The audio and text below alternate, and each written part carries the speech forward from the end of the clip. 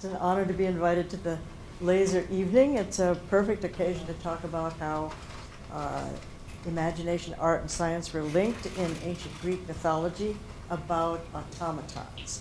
And for my book, Gods and Robots, louder. For my book, Gods and Robots, which is about ancient dreams of technology and artificial life, I asked who first imagined robots, self-moving devices, even artificial intelligence. And I wondered, was it possible the idea, the concepts of automatons could have been imagined long before technology made them possible? And it does turn out that 2 millennia ago, more than 2 millennia ago, some vivid Greek myths envisioned how one could fabricate artificial life, robots, and replicants, and they were using what might be called biotechne, ancient Greek for life through craft. In other words, it's the root of our word biotechnology. So long before the technological innovations of the Hellenistic era, that's the 4th century BC, allowed engineers in antiquity to make real self-moving machines, ideas about creating artificial life were already being explored in ancient thought experiments or myths from the time of Homer, at least 2000, and why doesn't it? Press the down. Press the down. Okay, great. Here's some examples. Automatons and artificial entities were described in classical myths as beings that were made, not born. And that is, they were imagined as manufactured, not reproduced biologically. And that phrase, made, not born, I think it's a crucial distinction between natural and unnatural, biological and artificial, and human and non-human. And I'm not talking about just lifeless objects or inert matter that was brought to life by a magical spell or a god's command. I'm talking about synthetic beings that were imagined as products of technology. They were made by gods using familiar tools and materials of the day, but because the makers were gods, of course, they achieved some awesome results. And these automatons appeared in Homer's Iliad and the Odyssey and in other Greek myths about Jason and the Argonauts, the firebringer Prometheus and Pandora, the artificial woman who was created by Hephaestus, the god of invention for the Greeks. So tonight I thought we would just look at a few classical Greek stories and illustrations about robots from more than 2,500 years ago. And basically, these are the first ever science fiction stories. And if we start with the very first robot to walk the earth, and I remember talking about mythology here, it would be Talos. Talos was a giant bronze automaton made by the god of invention and technology, the blacksmith god Hephaestus. And this myth is very ancient. It was first written down in about 700 BC by the poet Hesiod. Now, Talos was a killer robot that defended the kingdom of Crete from invaders. He was self-moving.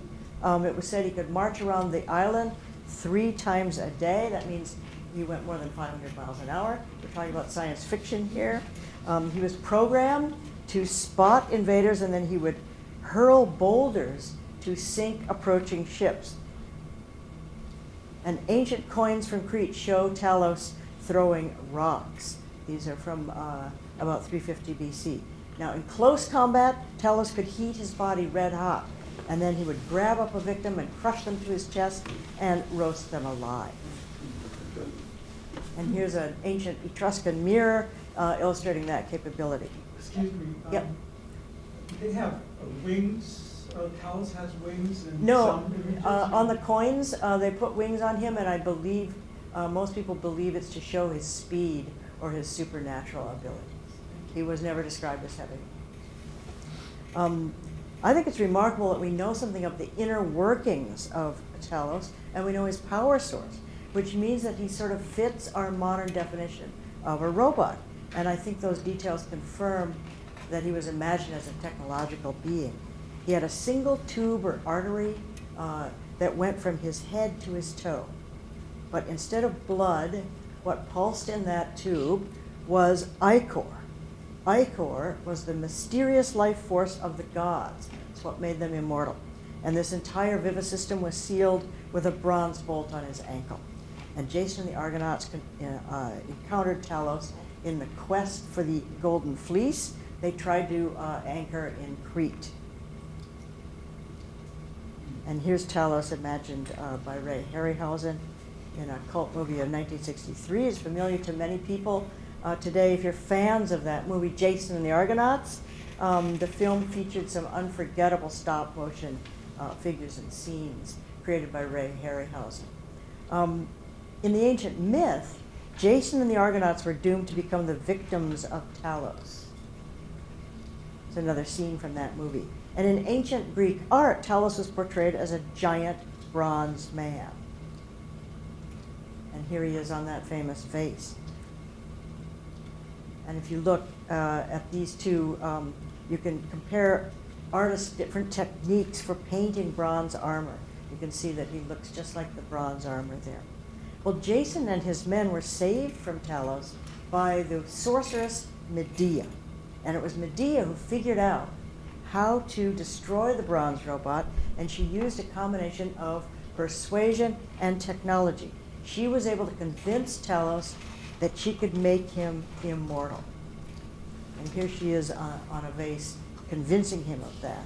And she told him that she could do that only if he allowed her to remove the bolt on his ankle. And Talos agreed to that. And Medea and Jason unsealed the bolt so that his power fluid, the ichor, would bleed out. Ancient vase paintings made in the 5th century BC show Jason using a tool to remove the bolt. So we know that Talos was imagined as built by technology and destroyed by technology. In the myth, the ichor flowed out like molten lead. He collapsed, and that was the end of him. Now, the ancient Greeks depicted Talos as a metallic robot, but he had human-like features. He was sort of imagined as a cyborg-like creature, machine-human hybrid. The techno-wizard Medea guessed that Talos might have these human-like desires and that he would fear death, want to be immortal, and Talos could be persuaded and fooled. Those are other human features of this bronze man.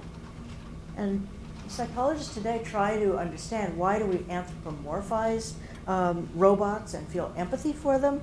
It's an ancient impulse. We do seem to be somehow hardwired to bestow emotions on things that somehow seem alive, especially if they have a name and a backstory, like Talos. Now, some of you, I hope there are movie buffs here, some of you might remember the sci-fi film, 2001, Space Odyssey, 1968, and the iconic scene, the computer Hal, he seems most human when he's being deactivated by the astronaut.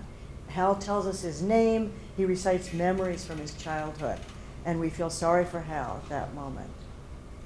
Well, in the film Jason and the Argonauts, Talos has an expressionless face, but the astonishing animation manages to suggest glimmers of personality or emotions, and he is portrayed sympathetically. His life fluid bleeds out, and the great robot struggles to breathe. He clutches his throat, and his bronze body cracks and crumbles. And the modern film audience feels pity for the helpless giant. Human qualities seem to make the robot's destruction feel tragic to us. And just like in antiquity, people felt sympathy for the robot Talos. He was tricked, killed while he was doing his job.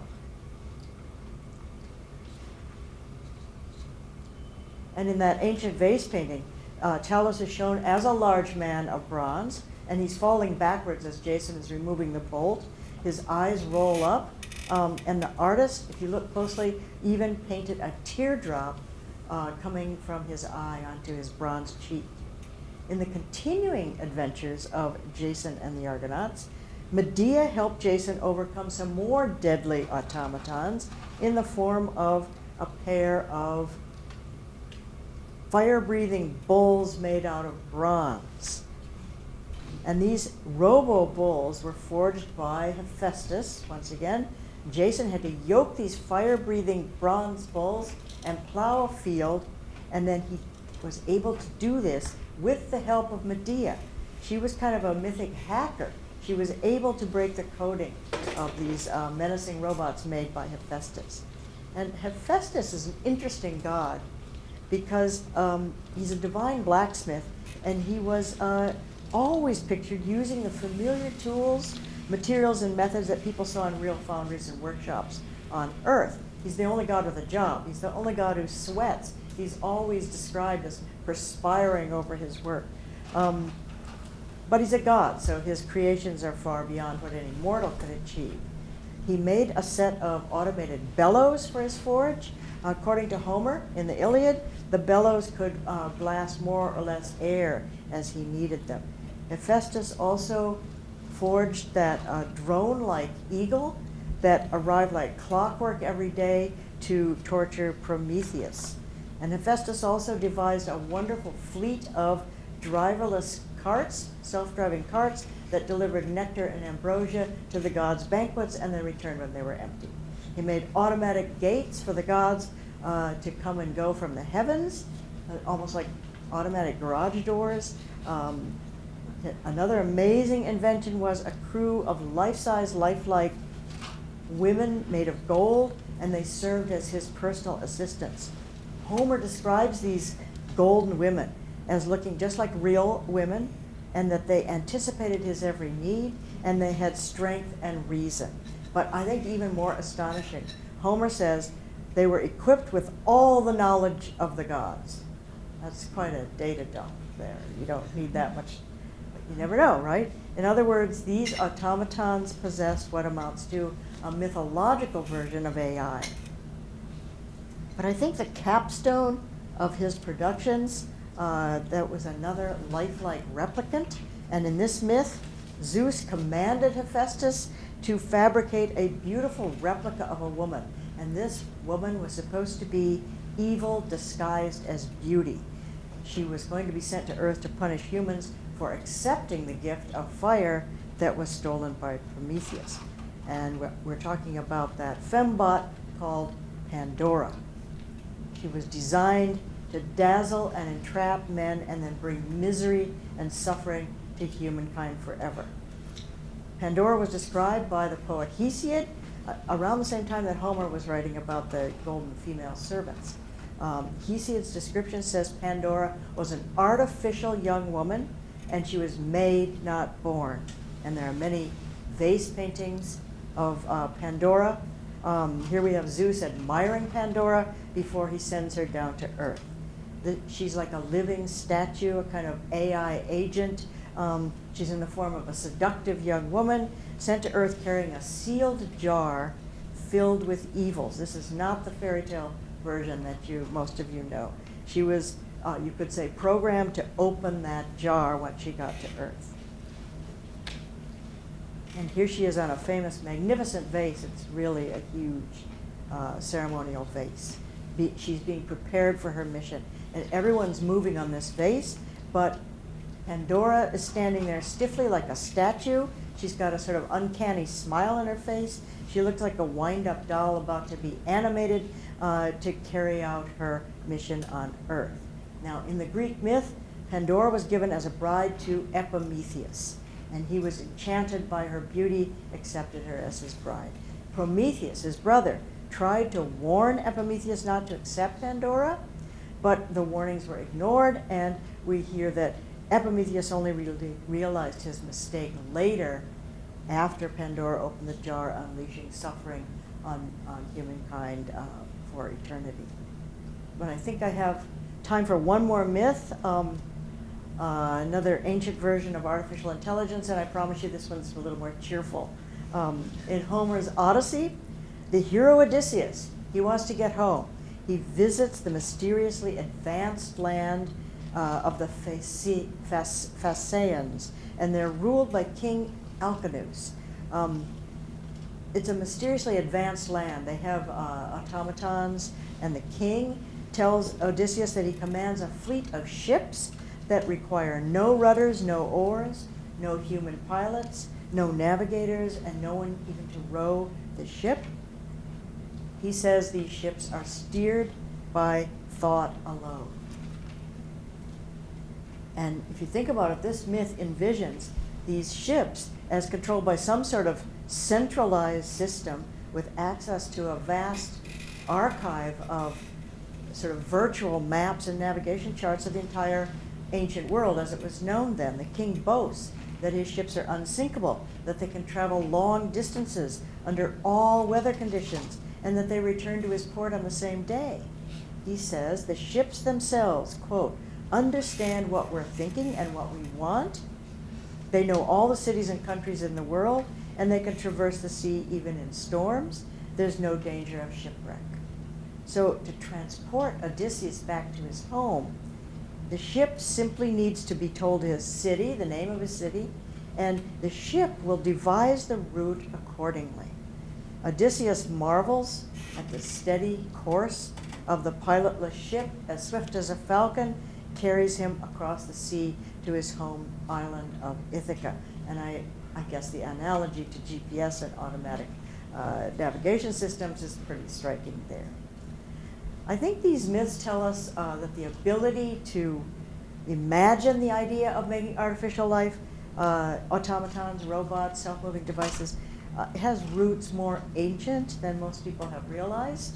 Robots, automatons, we can see were thinkable long before the technology was available. And I don't have time to go into this, but the Greeks were not unique in this. They're not the only ancient culture to imagine such wonders. So to conclude, well, today we live in a time of grandiose ambitions, futuristic goals. We're on the brink of what advanced technology promises and is making possible and problematic. So it might seem kind of strange and ironic that I'm looking back to the distant past. I'm asking you to time travel more than 2,500 years back to study the first science fiction tales. But I think these ancient dreams of technology are sophisticated and they have some relevance.